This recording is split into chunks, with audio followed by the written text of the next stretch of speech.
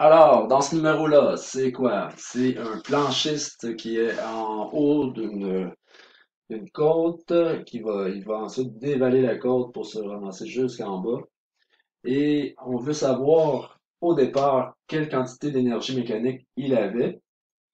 Si il avait à ce moment-là une vitesse initiale de 15 mètres secondes, qu'il était à une hauteur de 22 mètres et sa masse est de 67 kg.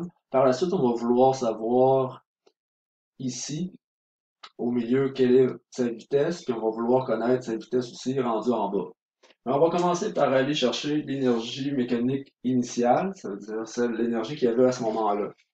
Donc, l'énergie mécanique qu'il y avait initialement, bien sûr, c'était d'énergie sûrement potentielle, parce qu'il y avait une certaine hauteur par rapport à ma référence que je mets au niveau du sol. Donc, mon zéro, je le mets au niveau du sol. Et étant donné qu'il y avait une vitesse initiale, sûrement d'énergie cinétique initiale comme ça. Donc, mon énergie mécanique, ça va être ça.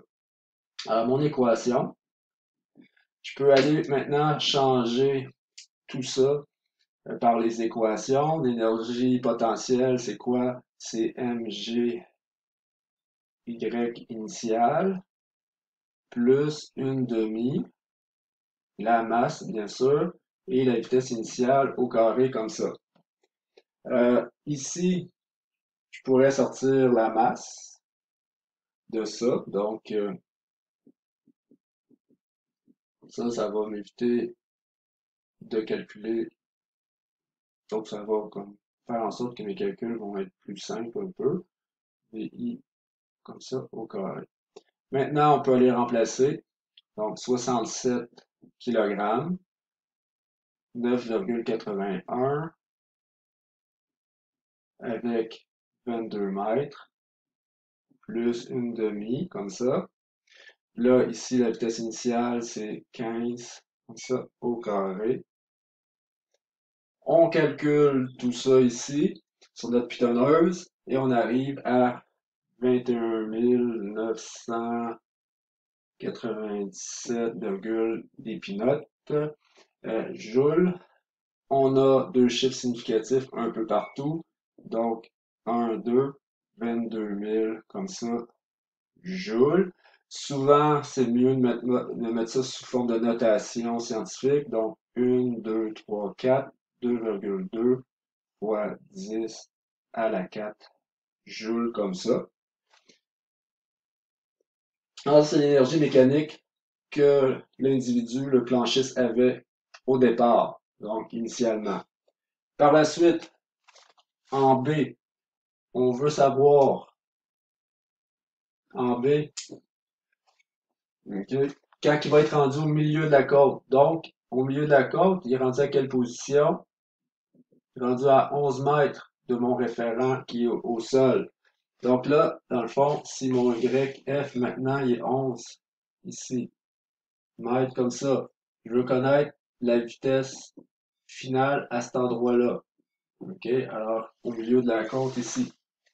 Ben, selon la loi de la conservation de l'énergie, ça veut dire que mon ET initial va être égal à mon ET final comme ça. L'initial, je l'ai déjà calculé. OK? Je vais le garder avec un petit peu plus de chiffres comme ça pour être sûr de ne pas perdre de l'information, c'est-à-dire de la précision. Et là, de l'autre côté, mais c'est quoi? C'est de l'énergie potentielle finale plus l'énergie cinétique finale qu'on va venir remplacer par M, G, Y, F comme ça. Ça ici, c'est 21997. Ici, c'est quoi? C'est plus une demi la masse comme ça. Et c'est VF au carré. Là, par la suite, ben, qu'est-ce qu'on va faire? Ben, déjà, le M, je peux le sortir. Alors, ça me fait ça comme ça. G, Y, F plus une demi VF au carré comme ça. 21 997. Et là, maintenant, on peut aller, je pourrais comme déjà essayer d'isoler et tout, mais comme là, on peut faire le choix de mettre nos chiffres déjà. Donc la masse est 67. Ça ici, c'est 9,81.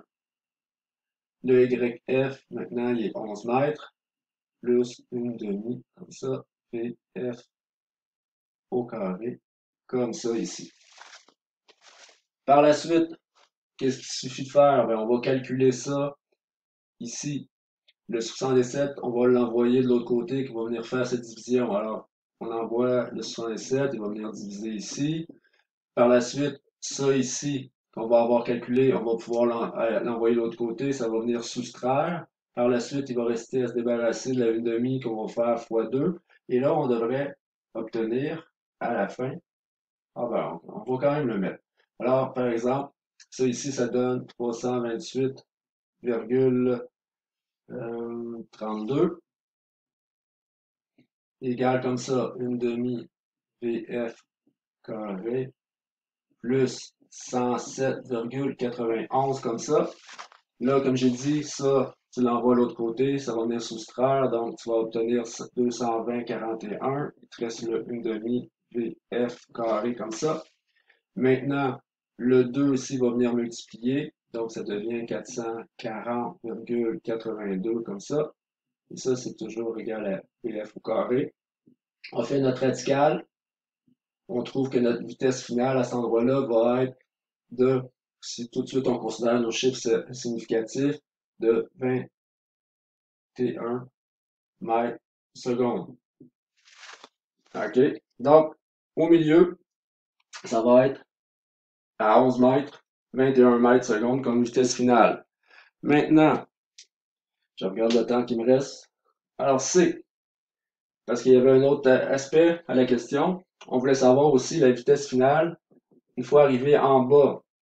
Donc, rendu en bas, il y a tout le temps conservation d'énergie mécanique. Ça veut dire que notre fameux, OK, là, on veut encore avoir la vitesse finale, mais là, maintenant, mon Y final est de 0 parce que je suis arrivé à mon référent.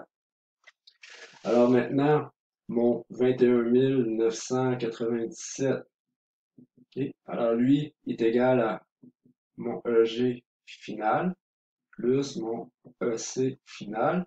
Mais là, maintenant, mon Y final est à 0. En principe, j'ai plus d'énergie potentielle gravitationnelle, donc mon EGF il est 0. Tout est devenu du cinétique.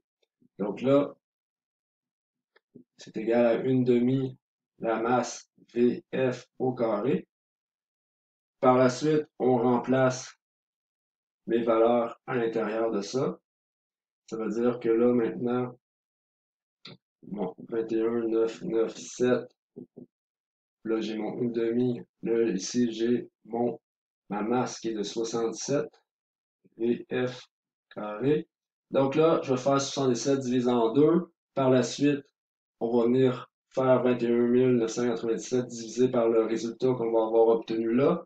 Et en principe, on devrait avoir un VF au carré comme ça, qui va être égal à 656,64. Bien sûr, on fait notre radicale et on va obtenir que notre vitesse finale en bas ici de la côte va être de 26 mètres secondes. Donc, bien sûr, absolument, il faut avoir la petite phrase conclusion, dire que l'énergie mécanique au départ était de 2,2 fois 10 à la 4 joules. La vitesse du planchiste rendu à la mi-hauteur dans la pente était d'une vitesse finale de 21 mètres secondes et la vitesse du planchiste à l'arrivée en bas de la côte est de une vitesse finale de 26 mètres secondes.